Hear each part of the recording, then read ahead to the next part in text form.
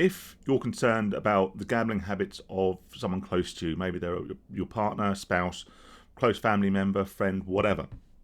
If you're concerned that someone's relationship with gambling is becoming a very bad relationship, then watch this video, because I want to talk about what I think to be the key tell, so to speak, when it comes to determining whether a relationship with gambling, or indeed with another sort of harmful or addictive substance or behaviour, whether that relationship is actually out of control. There will be few other factors that I want to talk about as well, other little signs that may show that what could have been originally a recreational gambling, habit has turned into something somewhat more serious and something that should be addressed.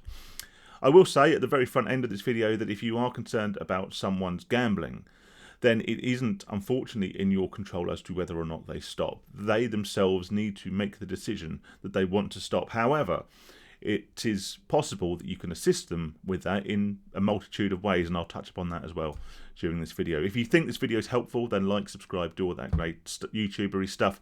There will, as always, be a link to my Patreon in the description below. Really appreciate anyone who signs up there, and that way you can sort of contact me, DM me directly. I'll try and put some extra content on there, all that sort of great stuff. So there'll be a link in the description for that, but otherwise, onwards. One of the most dangerous things about a gambling addiction is the fact it's such a secretive addiction. It's something we're actually able to keep to ourselves relatively undetected for extended periods of time.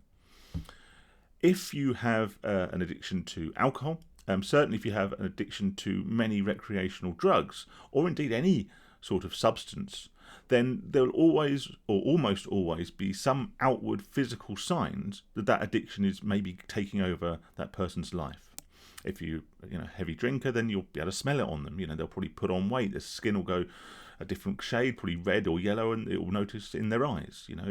We've seen the impact that a lot of recreational drugs, particularly some of these so-called legal highs, some of the impact they can have on your skin, on your outward behaviour. However, gambling is particularly dangerous because once we become attuned to our addiction, we become very, very good liars, and we become very, very good at covering up maybe the way we're feeling. One of the biggest fallouts from a gambling addiction is incredible swings of mood. If you are in the midst of a gambling addiction, you'll find you have extreme highs and extreme lows of mood, most frequently based around whether you've won or lost, but there are other factors that will cause those real peaks and troughs in mood. However, because it's an addiction that sort of generates quite gradually, it builds to become a serious problem. Over the course of developing that addiction, we become very, very good and very attuned to covering up those emotions, those one outward sign that we are having a bit of a problem. So that's not always a particularly reliable thing.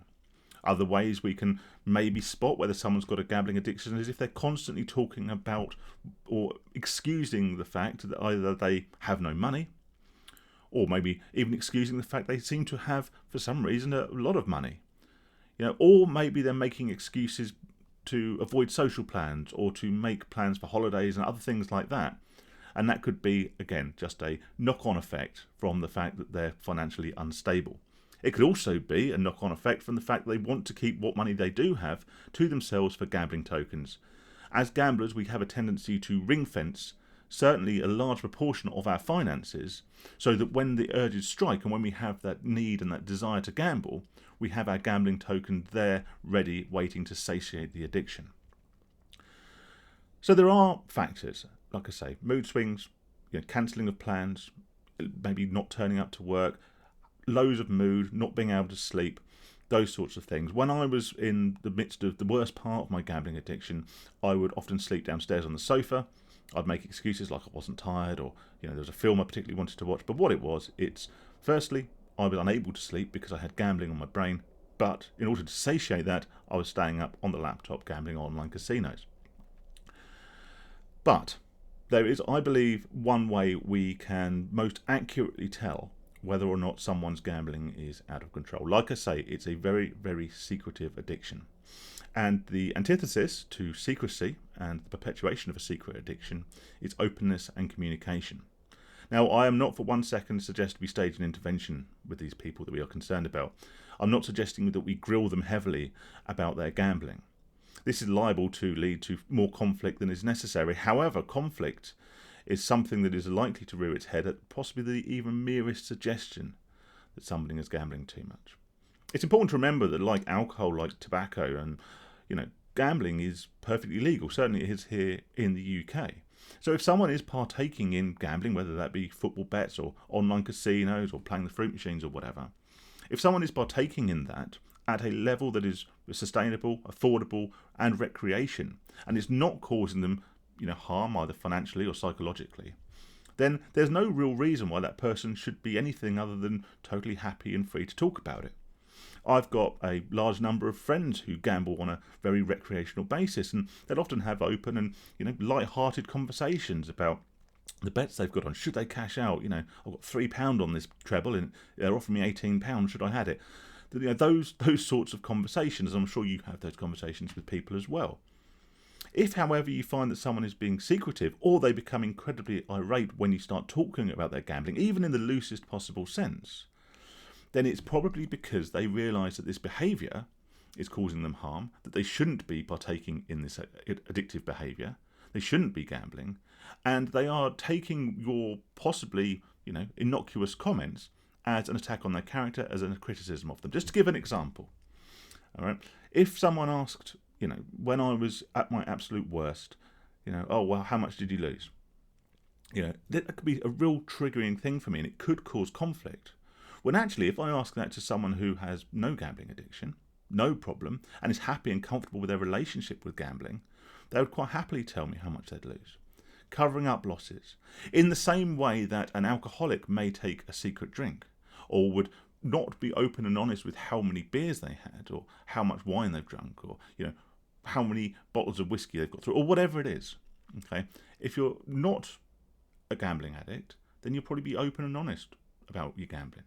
If you start, however, seeing them on their phone, maybe during the football when they're on their phone, not watching the game, if they make excuses to stay up or avoid occasions where they are able to be monitored, if they become irate when you question them about the gambling, if they are in any way covering up their behaviour around gambling, it's a very, very large red flag that their relationship with that addiction has become particularly bad.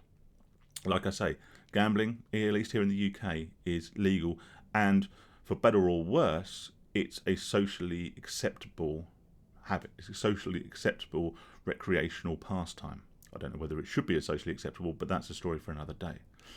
So if someone is partaking in a social, totally acceptable, legal activity, but you merely speaking to them about it, gets their back up and gets them into a sort of very defensive frame of mind, then that is a surefire way that that person knows that for whatever reason, they shouldn't be partaking in that activity.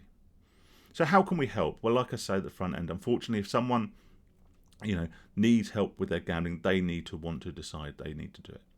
They need to decide they want to stop gambling. They need to decide that they want to get into recovery. However, if you are happy and if you feel strong enough, then it may be that you can be their support.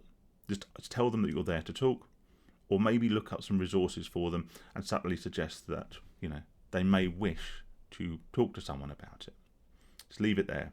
If you confront them, if you try and stage an intervention, all that will happen is you will break down any form of future potential lines of communication with that person. You'll have a row and they won't talk to you about it ever again. Now, that might be absolutely fine. If this is a partner and they've lost the mortgage money month after month and you finally reach the end of your tether, then maybe the relationship won't survive. But if you do genuinely want the best for that person, then Godspeed to you, and I wish you all the support in the world, and it's people like you that have helped me no end, so thank you. But if you do want to help continue to support that person, then just let them know that you're there and allow them to be completely open and honest. And in time, eventually and hopefully, they will make that decision for themselves that they want to stop gambling, and you can be there and be part of what will ultimately be an invaluable support network to aid them in their recovery and their abstinence. So to those people who are strong and wish to support those closest to them with a potential gambling addiction, I salute you. Thank you. You're heroes in my eyes. If you don't, then I don't blame you for wanting to distance yourself. What I will say is, whatever route you choose, make sure you look after yourself first. If you are in a relationship or a close, family member or whatever with someone with a gambling addiction, ensure that you are financially protected and ensure that their problem doesn't become your problem. It's great that you wish to support them, but don't enable them with additional finances unless it's something urgent, like they need to eat or they're going to be taken to court or whatever. Don't supply them with any loans, and don't enable them. And also, like I say, make sure you are protected. I think that's about everything. But like I say, if you want to chat with me, either leave a comment in the description below, or if you want to DM me personally, then pop over to Patreon, and I'll do my best to get back to people as soon as possible. Until next time, stay safe, stay sane. Payday tomorrow, so as always, be on your guard, and I'm sure you'll see a little video from me tomorrow, just talking about that, because I'm a bit of a broken record sometimes, but hopefully it helps. Take care, everyone. All the best. See you soon.